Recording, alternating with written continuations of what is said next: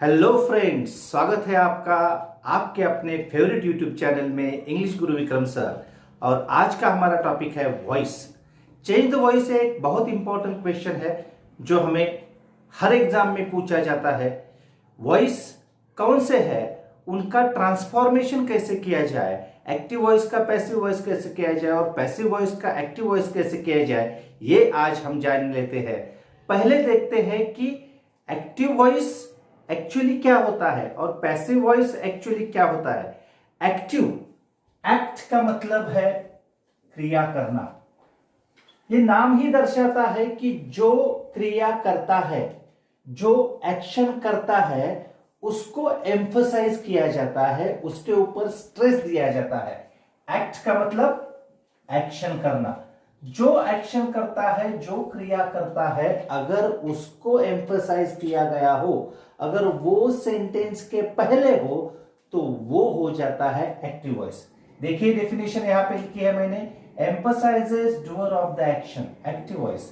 और passive voice emphasises the recipient of the action, the recipient of the action. जिस पर क्रिया होती है वो अगर इंपॉर्टेंट है तो उसको हम सेंटेंस के पहले लेंगे और पैसिव वॉइस का फॉर्मेशन, पैसिव वॉइस का स्ट्रक्चर इस्तेमाल करेंगे। और थोड़ा डिटेल में जाते हैं। यहां पे सेंटेंस मैंने लिखी है, Amit collected the coins. Amit ने कॉइन्स कलेक्ट की। इसमें हमें स्ट्रेस किस चीज पे देना है? अमित जो डूअर ऑफ द एक्शन है, कलेक्ट करने वाला, उसको हमें इंपॉर्टेंस देना है, इसलिए अमित को पहले लिया है। Rohan taught a lesson, Rohan ने पाठ पढ़ाया। इसमें जो एक्शन करने वाला है वो इंपॉर्टेंट है, उसके लिए उसे पहले लिया है, तो ये सेंटेंस हो गया active voice. Kapil will write a letter. यहां पे भी लिखने की क्रिया कौन कर रहा है? कपिल कर रहा है। कपिल को हमें इंपॉर्टेंस देना है, इसीलिए हमने कपिल को शुरुआत में लिया है। तो ये सेंटेंसेस है एक्टिव वॉइस की। इन्हीं सेंटेंसेस का पैसिव वॉइस क्या है? देखिए, the coins were collected by Amit. यहां पे doer of the action important नहीं है, कौन सी चीज कलेक्ट की, रेसिपिएंट ऑफ द एक्शन, जिसपे एक्शन घटित होती है, वो हमारे लिए इंपॉर्टेंट है, इसलिए हमने द कॉइन्स को शुरुआत में लिया है। The coins were collected by Amit. A lesson will be taught by Rohan. पाठ पढ़ाया जाएगा। पाठ इंपॉर्टेंट, यहां पे लेसन इंपॉर्टेंट है, इसलिए हमने पैसिव कंस्ट्रक्शन का इस्तेमाल किया है। A letter will be written by Kapil. Letter लिखा जाएगा, बाकी कोई चीज नहीं है, लेटर लिखा जाएगा। लेटर को इंपॉर्टेंस दिया है, इसीलिए लेटर को शुरुआत में लिया और पैसिव कंस्ट्रक्शन का इस्तेमाल किया है। आप बोलेंगे सर पैसिव कंस्ट्रक्शन को आइडेंटिफाई कैसे करें? क्योंकि बहुत बार ऐसे हो जाता है कि सेंटेंस का मीनिंग जो है वो मीनिंग समझ लेना मुश्किल हो जाता है। तब क्या करें? सेंटेंस एक्टिव में है या पैसिव में है, कैसे जान ले? एक आसान सी ट्रिक है। अगर टू बी के फॉर्म के बाद पास्ट पार्टिसिपल आता है, V3, V3 का मतलब past participle, past participle of the verb, verb का तीसरा फॉर्म जो होता है, गो वेंट गॉन, गॉन हो गया past participle, right road return, return हो गया पास्ट पार्टिसिपल। अगर वर्ब का पास्ट पार्टिसिपल आता है टू बी के बाद, टू बी के फॉर्म के बाद, और टू बी के फॉर्म्स कौन कौन से है? Am is are, was were, shall be, will be, और ये तीन है, be, being and been. Am is are तो प्रेजेंट टेंस में आएगा, वॉज वेयर पास्ट टेंस में आएगा, shall be, will be future tense में आएगा। लेकिन ये तीन जो है ये सभी टेंसेस में आते हैं, पास्ट में भी आते हैं, प्रेजेंट में भी आते हैं और फ्यूचर में भी आते हैं, बी, बीइंग, बीन। आप सिर्फ इनको ध्यान में रखिए। इनके बाद अगर वर्ब का तीसरा फॉर्म आ गया तो गारंटेड वो सेंटेंस पैसिव सेंटेंस है। अभी मैं आपको दो सेंटेंसेस बताता हूं, ध्यान दीजिए। I was reading a book. इस सेंटेंस में वॉज के बाद रीडिंग आया है, वॉज के बाद रीडिंग आया है। टू बी का फॉर्म तो है लेकिन आईएनजी फॉर्म आया है, तो ये हो गया एक्टिव सेंटेंस। लेकिन अगर ऐसा सेंटेंस होता, I was invited for the party, इस सेंटेंस में देखिए वॉज के बाद इन्वाइटेड पास्ट पार्टिसिपल आया है, was के बाद इनवाइटेड ये पास्ट पार्टिसिपल है, तो ये सेंटेंस हो गया पैसिव सेंटेंस। इस सेंटेंस में मैंने क्रिया नहीं की है, मुझ पर क्रिया हुई है, मुझे इनवाइट किया गया, मुझे इनवाइट किया गया। और दो सेंटेंसेस के जरिए हम देखते हैं। He has sent a letter। देखिए यहां पे पास्ट पार्टिसिपल है, सेंट पास्ट पार्टिसिपल है, लेकिन उसके पहले जो है वो हैज है, टू हैव का फॉर्म है, वो टू बी का फॉर्म नहीं है, इसलिए वो पैसिव सेंटेंस नहीं हो जाएगा, एक्टिव सेंटेंस हो जाएगा। He has sent a letter, उसने खत भेजा है। एक्शन करने वाला जो है ही, उसको हमने पहले लिया है। और अगर इस सेंटेंस में मैं बिन का इस्तेमाल करूं, he has been sent a letter, देखिए हैज के बाद बिन आया है और उसके बाद पास्ट पार्टिसिपल आया है, he has been sent a letter. इस सेंटेंस का मतलब हो जाएगा उसे खत भेजा गया है। यहां पे जो ही है सेंटेंस के पहले, वो ही ऑब्जेक्ट है, एक्चुअली एक्शन का ऑब्जेक्ट है, एक्शन उस पे घटित होती है। ही जो है वो रेसिपिएंट ऑफ द एक्शन है, एक्शन उस पर होती है, इसलिए ये सेंटेंस हो गया पैसिव सेंटेंस। ध्यान में आ रहा है ना? अगर सेंटेंस के पहले आने वाले पे एक्शन होती है तो वो है पैसिव सेंटेंस, और अगर सेंटेंस के पहले आने वाला एक्शन करता है तो वो है एक्टिव सेंटेंस। एक्टिव सेंटेंस में जो सेंटेंस के शुरुआत में आता है वो एक्शन करता है, और पैसिव सेंटेंस में जो सेंटेंस के शुरुआत में या वर्ब के पहले आता है उस पर वो क्रिया घटती है। इतना ध्यान में आ गया। सीखते हैं एक्टिव का पैसिव कैसे किया जाए, बाद में सीखेंगे पैसिव का एक्टिव कैसे किया जाए। इसमें भी हम स्टेप वाइज अप्रोच अपनाएंगे। पहले जो इंडेफिनिट टेंसेस है, present indefinite, past indefinite and future indefinite, उनका पैसिव जान लेंगे। उसके बाद प्रोग्रेसिव टेंसेस जो है उनका पैसिव देखेंगे, और फाइनली परफेक्ट टेंसेस जो है उनका पैसिव देखेंगे। तो एक्टिव का पैसिव करते वक्त हमें 3 स्टेप्स लेनी है। पहली स्टेप है एक्शन किस पर घटित होती है उसे हमें ढूंढना है, कौन एक्शन कर रहा है और किस पे एक्शन हो रही है। जिस पे एक्शन हो रही है उसे हमें सेंटेंस के पहले लेना है, ये हमारा पहला स्टेप। दूसरा स्टेप जो कि सबसे इंपॉर्टेंट स्टेप है, और वो है टेंस कौन सा है सेंटेंस का। सेंटेंस का टेंस पहचानना बहुत ही जरूरी है, क्योंकि सेंटेंस के टेंस के हिसाब से हम ऑक्सिलरी वर्ब का इस्तेमाल करेंगे। पैसिव करते वक्त जो हमें टू बी का फॉर्म इस्तेमाल करना पड़ता है वो डिपेंडेंट है कौन सा टेंस है इस पर। अगर प्रेजेंट टेंस है तो हम इस्तेमाल करेंगे एम इज आर का, पास्ट टेंस है तो वॉज या वेयर का, और फ्यूचर टेंस है तो शैल बी या विल बी का। अभी मैं सिर्फ सिंपल टेंसेस, इंडेफिनिट टेंसेस की बात कर रहा हूं। तो चलिए देखते हैं actual sentences. I teach English grammar. पहले देखेंगे ये जो सेंटेंस है ये सेंटेंस एक्टिव है या नहीं। देखिए इस सेंटेंस में वर्ब का मेन फॉर्म आया है, टू बी नहीं है, इसका मतलब ये एक्टिव सेंटेंस है। सब्जेक्ट कौन है? आई है। ऑब्जेक्ट कौन है? इंग्लिश ग्रामर है। What I teach English grammar, जिस पर एक्शन होती है उसे मैं बिगिनिंग में लेता हूं, इंग्लिश ग्रामर। ये हो गई हमारी स्टेप नंबर 1।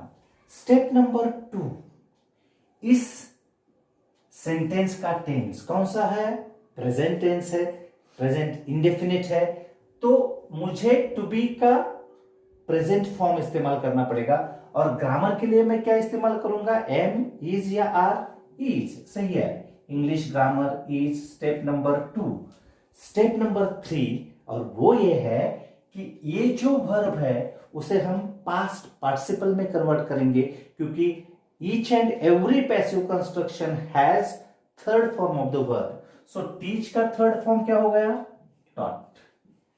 जो डूअर ऑफ द एक्शन है उसे हम अंत में लिखते हैं, और उसके पहले बाय प्रीपोजिशन का इस्तेमाल किया जाता है। इसके अलावा भी और कुछ प्रीपोजिशंस है, वो हम आगे चल के देख लेंगे। तो क्या लिया हमने, English grammar is taught by, और ये जो आई है उसका मी हो जाएगा, सब्जेक्टिव केस का ऑब्जेक्टिव केस हो जाएगा। इतना तो ध्यान में रखिए, आसान है। आई का मी हो जाएगा, वी का अस हो जाएगा, यू का यू रहेगा, ही का हिम, शी का हर, इट का इट और दे का देम। अगर ये फॉर्म है तो ये हो जाएगा, ये है तो ये हो जाएगा। सब्जेक्टिव फॉर्म है तो ऑब्जेक्टिव हो जाएगा, ऑब्जेक्टिव फॉर्म है तो सब्जेक्टिव हो जाएगा पैसिव करते वक्त। दूसरा सेंटेंस देखिए, ही ऑलवेज टेल्स द ट्रूथ। इसका भी पहले टेंस देखिए, प्रेजेंट टेंस है तो हमें टू बी का प्रेजेंट फॉर्म इस्तेमाल करना पड़ेगा। किस पर एक्शन होती है, what he always tells the truth, तो हमने द ट्रूथ को पहले ले लिया, the truth. Tense present tense है इसलिए इज का इस्तेमाल किया, क्योंकि ट्रूथ सिंगुलर है। अगर यहाँ पे प्लूरल सब्जेक्ट आ जाता तो हम आर का इस्तेमाल करते। The truth is past participle told by him. और एक ही चीज रह गई, वो रह गई always. The truth is always told. ये जो ऑलवेज है ये आप यहां पे भी इस्तेमाल कर सकते हैं या टोल्ड के बाद भी इस्तेमाल कर सकते हैं। The truth is always told by him और the truth is told always by him. आप कहीं पर भी इस्तेमाल कर सकते हैं, लेकिन एडवर्ब को वर्ब के पहले इस्तेमाल करना ज्यादा करेक्ट होता है। The truth is always told by him. Third sentence, she cooked a very tasty dish. इस सेंटेंस में देखिए, what she cooked a very tasty dish, उसको पहले ले लिया, अ वेरी टेस्टी डिश। अब रुकिए थोड़ा, यहां पे पास्ट टेंस है और पास्ट टेंस है तो हमें पास्ट फॉर्म का इस्तेमाल करना पड़ेगा टू बी के, और वो होता है वॉज या वेयर। यहाँ पे डिश सिंगुलर है इसलिए मैंने वॉज का इस्तेमाल किया, a very tasty dish was, और उसके बाद पास्ट पार्टिसिपल, कुकड़ का पास्ट पार्टिसिपल तो कुकड़ ही है। A very tasty dish was cooked by, she का क्या हो जाएगा, हर, सही आएगा, ऑब्जेक्टिव केस हो गया। They conducted a meeting on Sunday. What they conducted? A meeting. जिस पर एक्शन होती है सिर्फ उसी को पहले लेते हैं, पूरा सेंटेंस आगे का नहीं लेना है हमें। जिस पर एक्शन होती है उसी वर्ड को या उसी फ्रेज को हम शुरुआत में लेंगे। यहां पे क्या लिया, अ मीटिंग। यहां पे पास्ट टेंस है तो हम पास्ट फॉर्म इस्तेमाल करेंगे टू बी का। मीटिंग वॉज या were, was, a meeting was. इसका पास्ट पार्टिसिपल कंडक्टेड। अभी सेंटेंस में जो बचा हुआ भाग है वर्ब के बाद, जिसको हमने पहले नहीं लिया है, उसे पहले लेंगे और लास्ट में डूअर ऑफ द एक्शन का इस्तेमाल करेंगे। अ मीटिंग वॉज कंडक्टेड, बचा हुआ भाग जो है वो ऑन संडे, और लास्ट में बाय हुम, ये जो सब्जेक्ट है दे, उसका ऑब्जेक्टिव केस क्या हो जाएगा, बाय देम। पास्ट टेंस है इसलिए वॉज, पास्ट टेंस है इसलिए वॉज, प्रेजेंट टेंस है इसलिए इज का इस्तेमाल किया। अब देखते हैं लास्ट सेंटेंस जो फ्यूचर टेंस का है, we will solve all the sentences.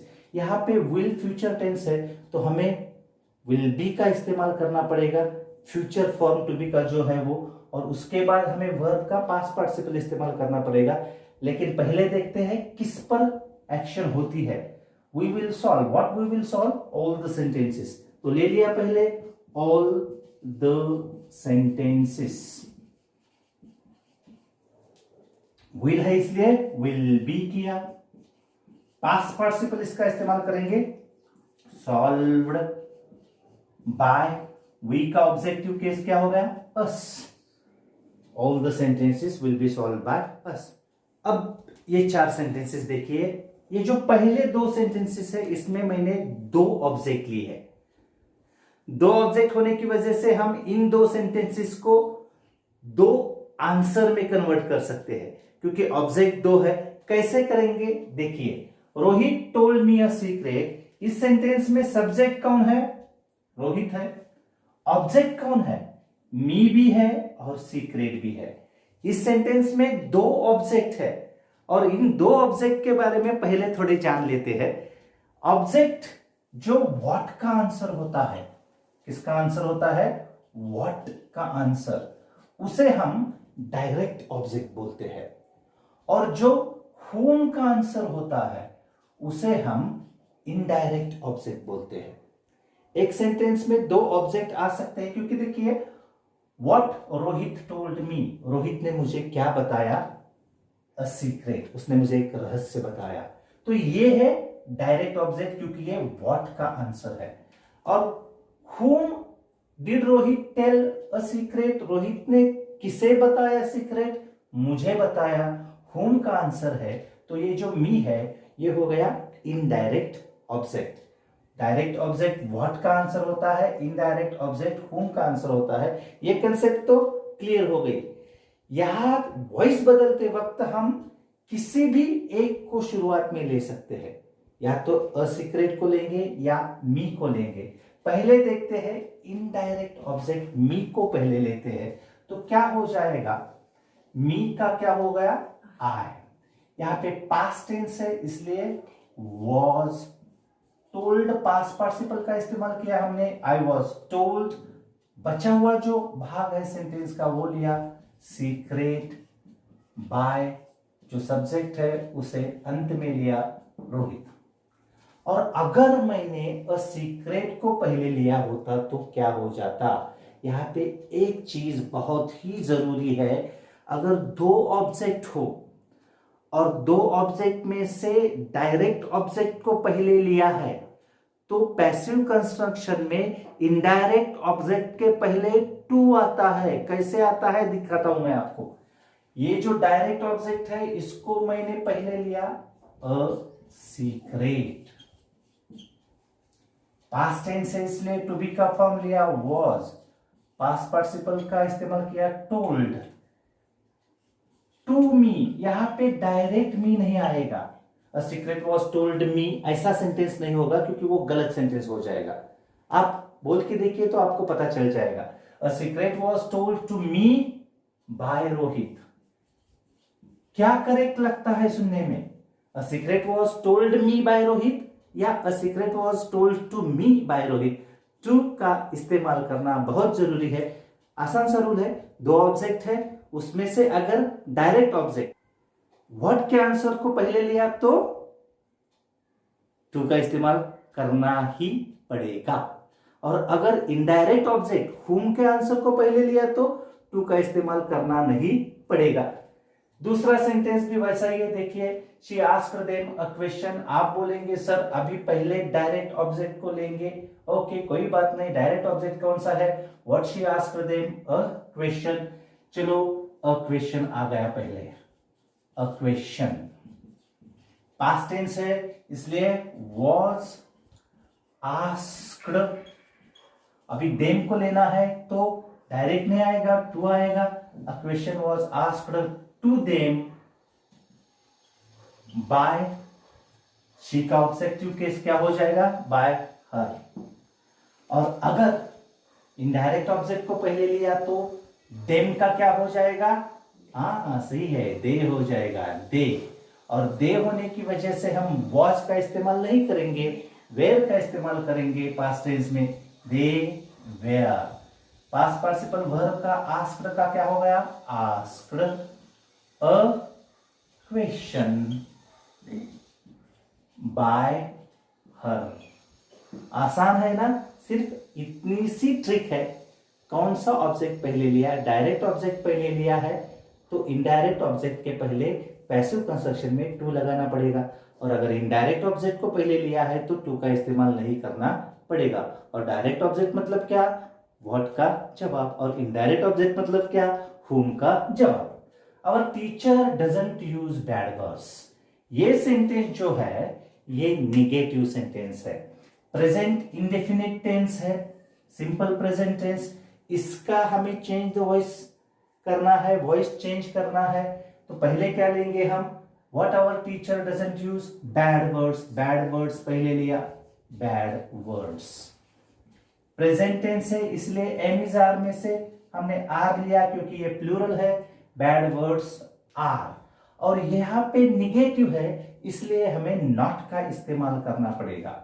Bad words are not, क्योंकि यहां पे क्या है, निगेटिव है। Bad words are not past participle used by, subject जो है वो आगे गया अवर टीचर।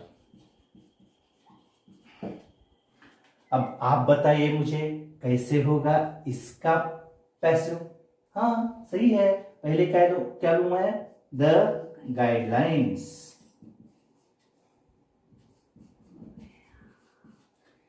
पास्ट टेंस है, डिडंट फॉलो तो वेयर। निगेटिव है इसलिए not. Past participle followed by, he का हो गया him. The guidelines were not followed by him. आसान है ना।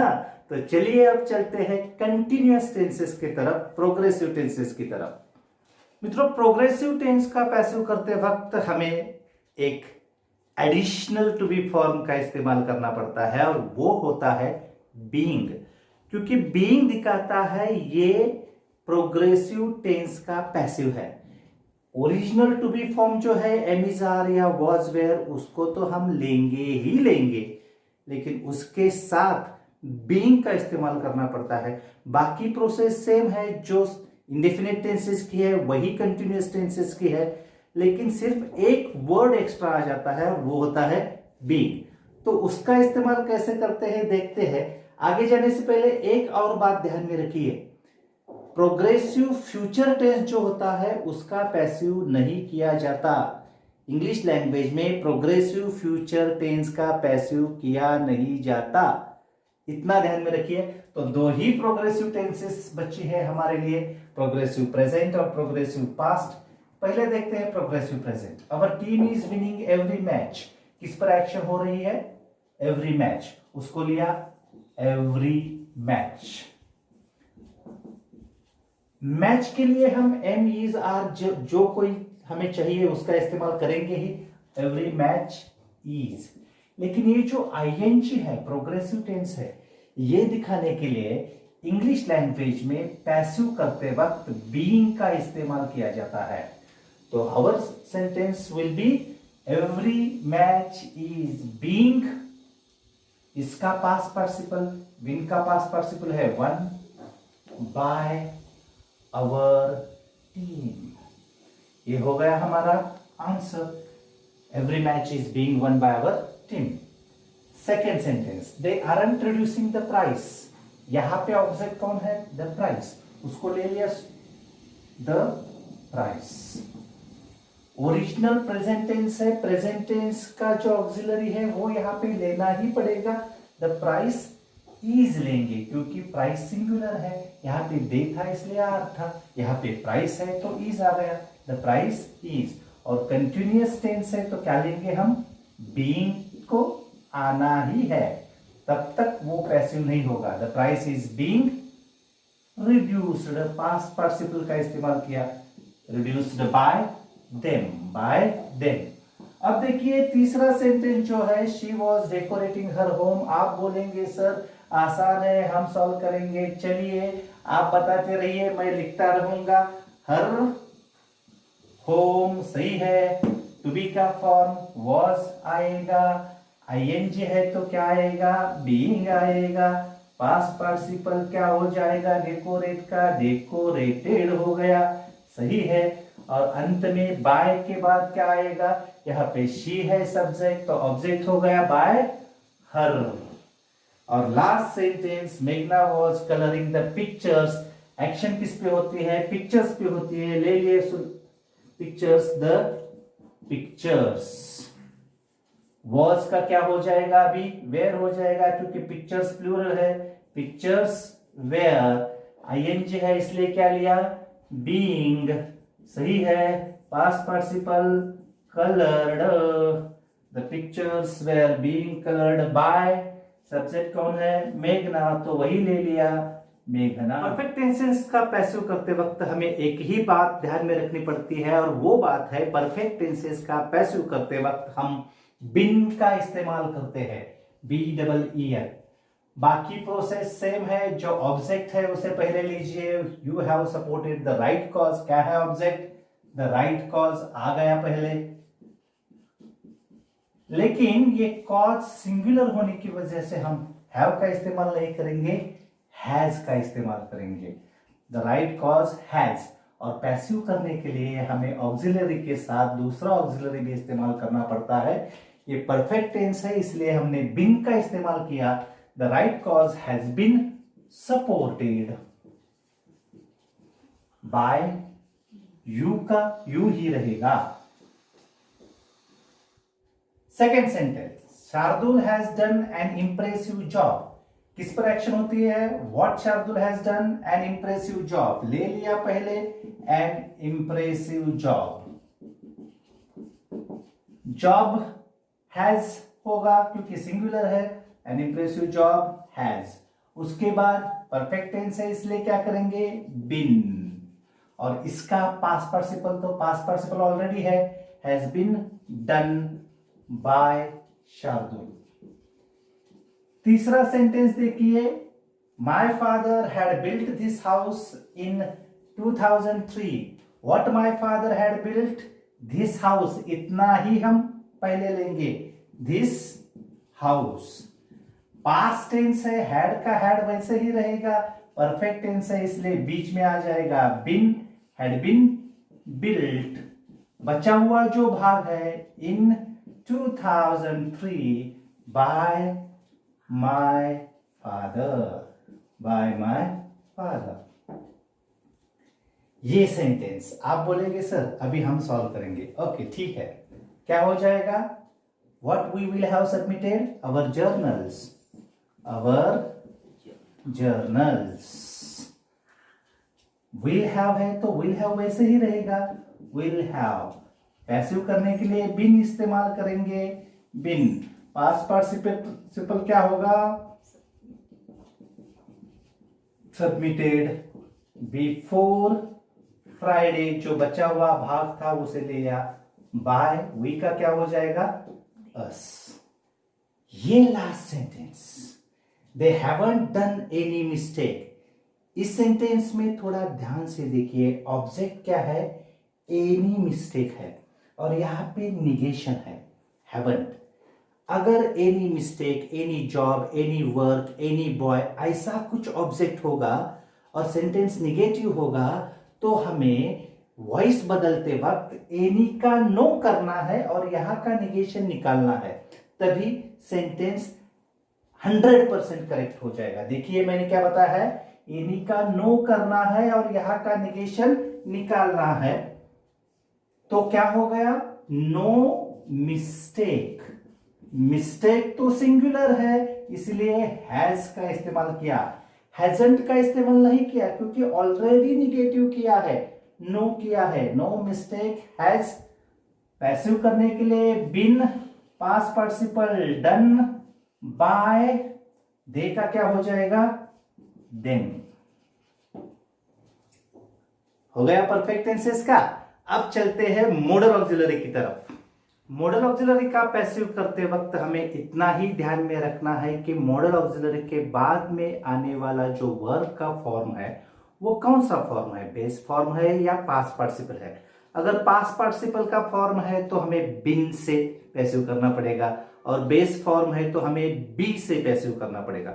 मॉडल ऑक्सिलरीज कौन से है हमको पता ही है, can, could, may, might, should, would, must, ought to, will, shall, needn't, daren't, ये मॉडल ऑक्सिलरी वर्ब्स है। इनके बारे में मैंने एक सेपरेट वीडियो बनाया है, प्लीज चेक दैट वीडियो। तो चलिए, सेंटेंस मॉडल ऑक्सिलरी का अगर हो तो उसका पैसिव करते वक्त अभी अभी मैंने बताया कि बी या बिन का इस्तेमाल करेंगे। इतना ही देखना है मॉडल के बाद वर्ब का कौन सा फॉर्म आता है। अगर वर्ब का मेन फॉर्म आता है, बेस फॉर्म आता है, तो हम उसका पैसिव करते वक्त बी का इस्तेमाल करेंगे। और अगर मॉडल के बाद हैव आता है और उसके बाद पास्ट पार्टिसिपल आता है, तो बीन से पैसिव करेंगे। इतनी सी बात है। तो चलिए, ही मे विजिट द जू किस पे एक्शन होता है? What he may visit the zoo. The zoo को पहले लिया, the zoo may be visited by, he का क्या हो गया? हिम। ये सेंटेंस नेगेटिव है, हमें कोई प्रॉब्लम नहीं है। अब I can't accept the offer, क्या हो गया?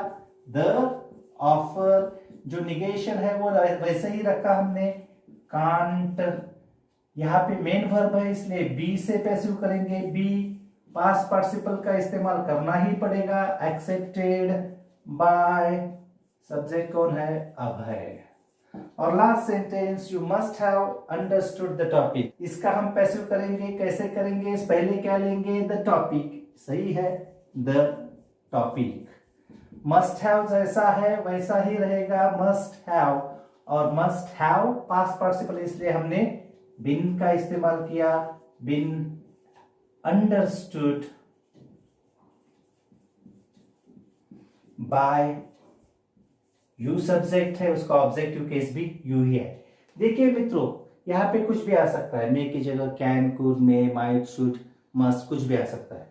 यहाँ पे भी मस्ट हैव की जगह कुड हैव, शुड हैव आ सकता है। मॉडल ऑक्सिलरी वर्ब कौन सा भी हो, हमें कोई प्रॉब्लम नहीं, कोई दिक्कत नहीं। हमें इतना ही देखना है कि मॉडल के बाद आने वाला जो वर्ब का फॉर्म है वो मेन वर्ब है या पास्ट पार्टिसिपल है। मित्रों, आप ही की वजह से हमारा चैनल बहुत ही स्पीड से ग्रो हो रहा है। अगर आपने अभी तक सब्सक्राइब नहीं किया है तो सब्सक्राइब करना मत भूलिए। अगले वीडियो लेक्चर में हम देखेंगे पैसिव का एक्टिव कैसे किया जाता है। तब तक के लिए stay safe, keep watching my videos. Thank you very much.